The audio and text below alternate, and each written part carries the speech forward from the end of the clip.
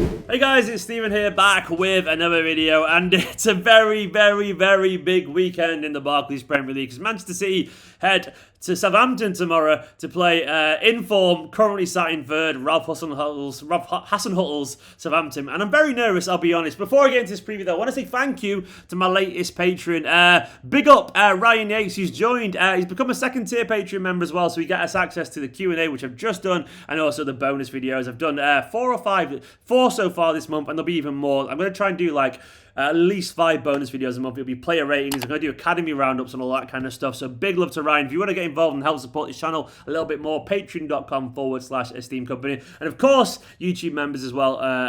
Also awesome. YouTube.com/Esteemed Company /join is another option of getting involved there. For now though, let's look forward to this preview, because this is going to be a very difficult game.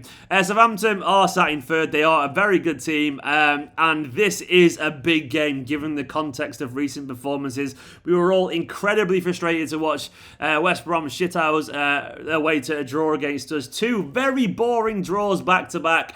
I've really sank Manchester City fans' confidence currently, and I think it's probably fair to say that already this game feels like a must-win, because, I mean, we simply must win, otherwise we are miles off the top. Anything else feels like a disaster. We're currently 8 points behind with the game in hand. If we win, you know, the game in hand as well, and it's 5 points. It ain't great, but in a crazy season, it ain't impossible to kind of claw our way back up there. Having said that, maybe I'm even not being realistic to look for the title this season. We'll see and get onto that on another day. But for now, Guardiola's been talking about Southampton.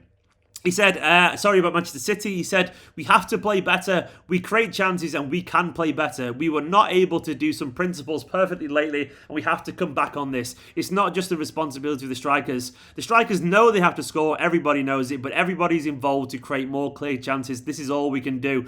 And it's good to see that Guardiola is aware, I guess, that at the moment things aren't right. He's saying that obviously the principles aren't right, they're not perfect at the moment, so we have to improve. And he even talked about goals as well. A journal did question about what we're going to do about goals, and he said, insist.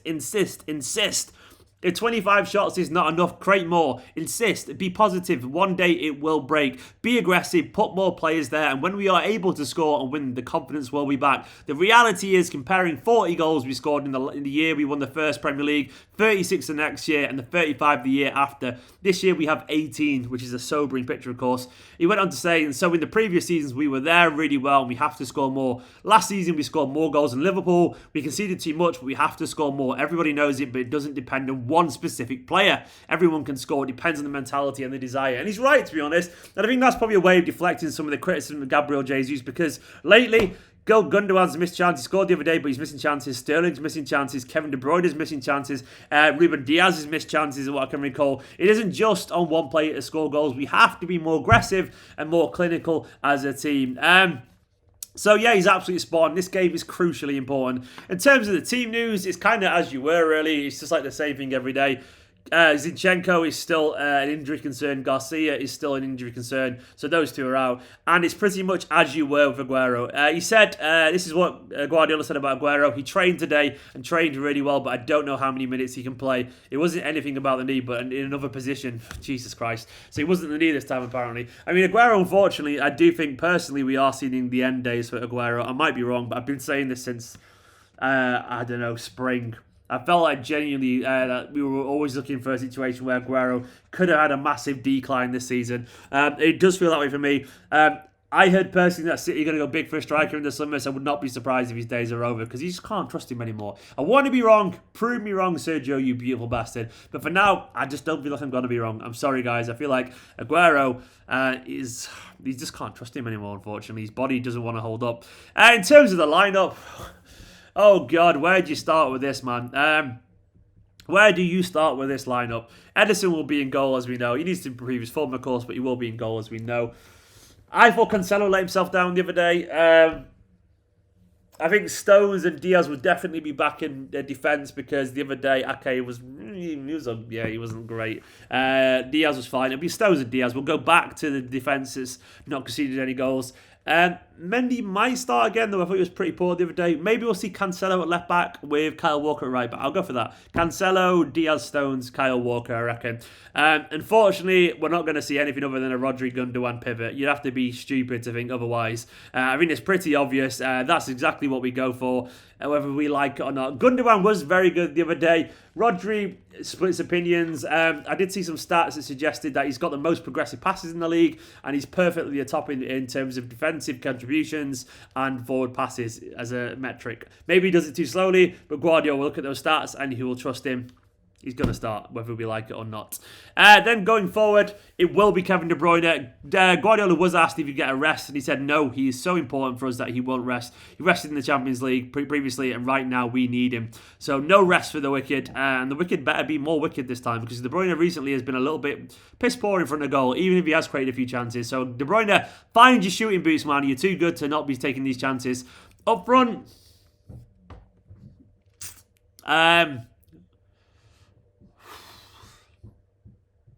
I'm going to say Sterling will start again. Ferran Torres will start. I think Mahrez will sit this one out. And I'm going to say... Oh, it's obviously going to be Gabriel Jesus. It's not going to be anyone else, is it? So that's it. We've also got 9 substitutes on the bench this time. So, who's going to be on the bench? You're going to have... Everyone's going to be on the bench. You're going to have Ake on the bench, Laporte on the bench. Mendy will be on the bench. Zach Steffen will be on the bench. Fernandinho will be there. Foden will be there. Then we'll have Mahrez if he's not starting. Then it'll be, who else? Have I probably missed someone? That's kind of it, really, isn't it? And then Bernardo will be there. Maybe Bernardo might get a start, by the way, in this game. Ooh. I think Bernardo might start. No, fuck it, I'm going to stick to my position. Bernardo on the bench. And one more, maybe we'll see Tommy Doyle on the bench. In terms of the opposition, we do really not want to play Southampton right now. They're a good team. They're a very good team. Guardiola's been talking about Hasenhüttl. He says they have an exceptional manager. I know him a little bit from his time in Germany. He was at many clubs. Leipzig, he played in a specific style. He has experience at the back and one of the best midfielders in the Premier League in Romeo. Romeo actually obviously was an ex-Barcelona youth product there, so obviously he's bigging up him. I think he was there when Guardiola was there at Barcelona as well. He also said they have James Ward-Prowse, incredible player in set pieces. Yeah, he is. So no surprise in their success. Southampton for many, many years have been working well, so no surprise. But it's a challenge and we will see what happens. They know exactly what they have to do in different stages, every department, every situation. The position they are in right now speaks for itself. When a team is up there after 12 fixtures, they are doing really good things. So Guardiola basically really likes Southampton. And rightfully so. They're a very organised team. And I know some City fans actually rate Hasenhüttl to the point where they'd like him at post-Guardiola, genuinely. I can see why. His football's aggressive, it's direct, it's passionate, intensity, it's well organised, and he's a likeable guy, Hasenhüttl, as well. Loads of, he's a good meme as well, that whole, yes, and the steady down thing. Guardiola also talked about Southampton's fans. He said the government decided nothing more to add on fans being in the ground, of course. I wait for them to take good decisions for society. If they believe they can, I am happy. If they believe we cannot have fans for their will offer of everyone, that is welcome. Interesting. In terms of Southampton, I mean, their form this season, they are currently sat in 8th, so they're doing really... 3rd. Why did I say 8th? That's probably where we are, isn't it? We're like, 10th now or something? God knows. They drew the other day with Arsenal.